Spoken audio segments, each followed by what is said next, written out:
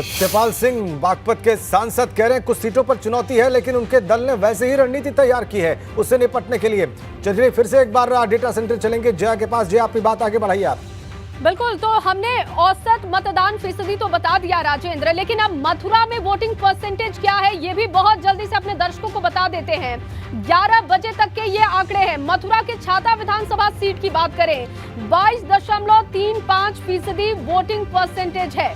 और इसके बाद मथुरा के मांड विधानसभा सीट की बात करें जहां पर कांटे की टक्कर है, वहां पर 21.15% वोटिंग परसेंटेज है। सुबह 11 बजे तक के ये आंकड़े हैं। 21.2% मांड मथुरा विधानसभा सीट जो कि कांटे की टक्कर दिखाई दे रही है, वहां के आंकड़े हैं। मथुरा के गोवर्धन विधानसभा सीट की बात करें तो यहां देखिए वोटिंग परसेंटेज ठीक ठाक दिखाई दे रहा है। 24.8% अब तक वोटिंग परसेंटेज है। सुबह 11 बजे तक के ये आंकड़े हैं। और आगे बढ़ते हैं, मथुरा विधानसभा सीट की अगर हम बात कर लेते हैं, 11 बजे के आंकड़े क्या कहते हैं देखिए 15.6% वोटिंग परसेंटेज निकल कर आया है मथुरा विधानसभा सीट से। 15.6%, हालांकि ये कम है अगर मांड और गोवर्धन से इसकी तुलना करते हैं तो। और मथुरा के बलदेव विधानसभा सीट की बात करते हैं तो यहाँ पर आंकड़ा 19.8% है। ये वोटिंग परसेंटेज है बलदेव का, जो कि मथुरा की विधानसभा सीट, वहां पर 19.8% वोटिंग परसेंटेज है। अनु, और इस वक्त हमारे साथ हमारे सहयोगी भी जुड़ चुके हैं। अनुभव शुक्ला मथुरा से लगातार सुबह से हमें अपडेट कर रहे हैं। अनुभव, क्या इस वक्त वहां पर तस्वीर आप देख पा रहे हैं? क्योंकि वोटिंग परसेंटेज तो कई जगहों पर ठीक है, औसतन 20% अब तक निकल कर सामने आ रहा है, लेकिन अभी नजारा क्या है वहां पर, क्या तस्वीर है मथुरा में? देखिए, आपने मथुरा की बात की और अगर पूरे ओवरऑल अगर हम 58 सीटों की बात करें 20.7% के आसपास 11 बजे तक वोटिंग हुई है।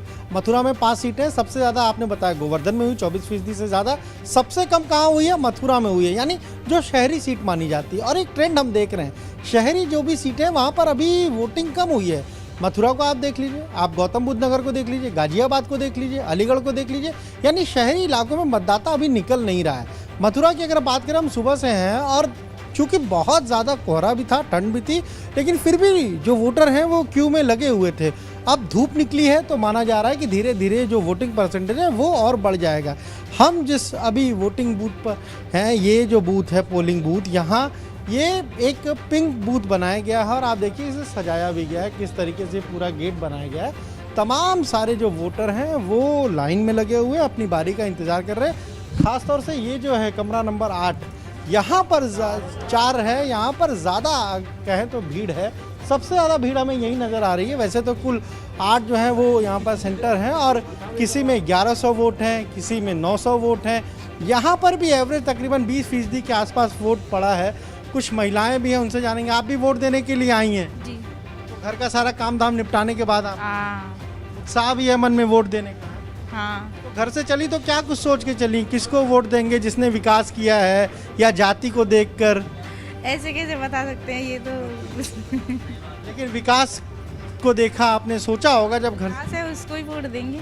आपसे अगर बात करें, आप भी लगी हुई हैं लाइन में, अपनी बारी का इंतजार कर रही। 5 साल में चुनाव आता है, इंतजार रहता है, वोट देने का इंतजार रहता है।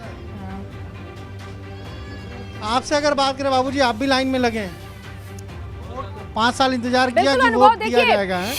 जनता तो अब मन बना चुकी होगी, इंतजार भी खत्म हो रहा है, लाइन में लगे भी हुए हैं। आपसे भी आगे